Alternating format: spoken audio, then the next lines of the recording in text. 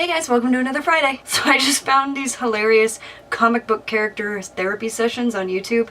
They've been going for a while and I am so sad that I just found them now. Although that did leave me with the joy of watching 16 of them at once. The most recent one was Thor and Loki and it was absolutely amazing, but I'm gonna put the link to the very first one down in the description. Pyro actually shared some really good links in her video on Tuesday and they were all epic videos and you should really go watch them. And in return for the link to the awesome version of the Game of Thrones theme, I'm gonna give you a link to a cover that I found a couple weeks ago that you didn't know you needed in your life until now. And something else I didn't know I needed in my life?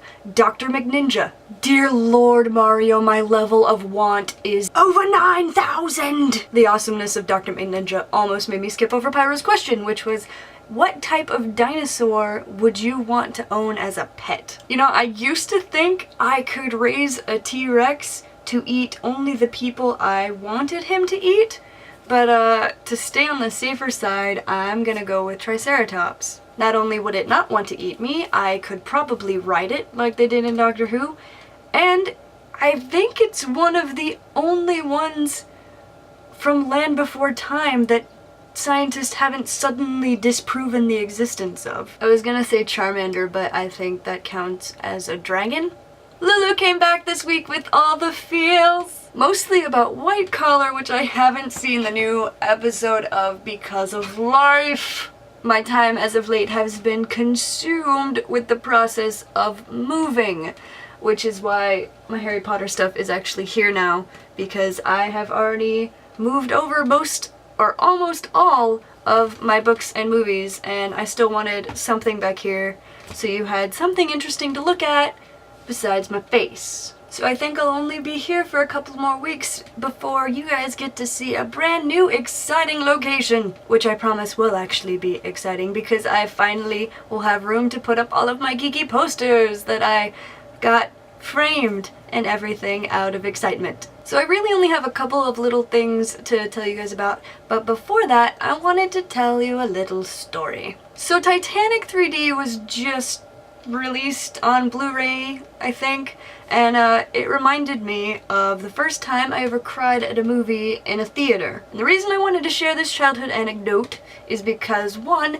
it does involve a sad geek moment, and two, the first movie I cried at probably should have been, but was not, Titanic. Titanic came out in theaters when I had like just turned 9, and as a 9-year-old, you know a kid is not gonna fully comprehend the emotional depth of that movie. Adults knew hundreds of people were gonna die. 9-year-old Nikki was like, lol, everybody gets to have floaty fun in the ocean. I think it was a scene where someone tried to jump to safety but they hit the propeller and just did this mad flip into the water, but I lost it.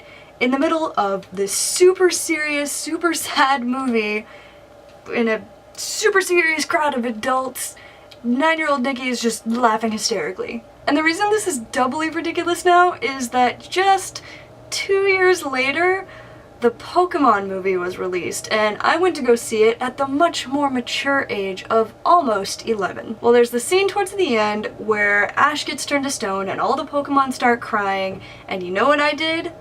Bawled hysterically. Hundreds of historically real people die. Fine. One not only fictional but cartoon character gets turned to stone with a bunch of weird animal-like creatures crying. Inconsolable. I actually think I was upset for days.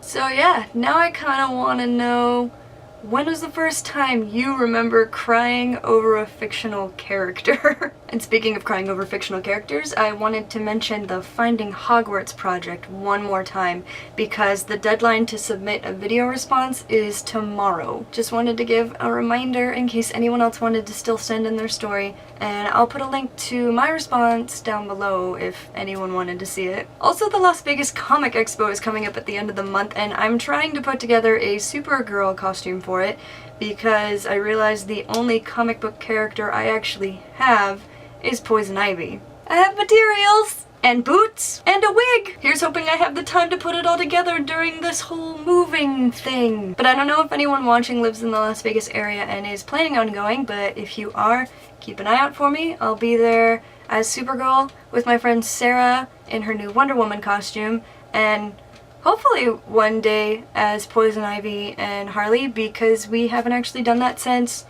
the video toward the beginning of this channel. But I hope everyone has a good weekend, stay geeky, and we will see you next week, hopefully with a Steph in tow. And in return for the awesome... And in return to the... And in return for the... And in return for the link to the awesome... I will get this.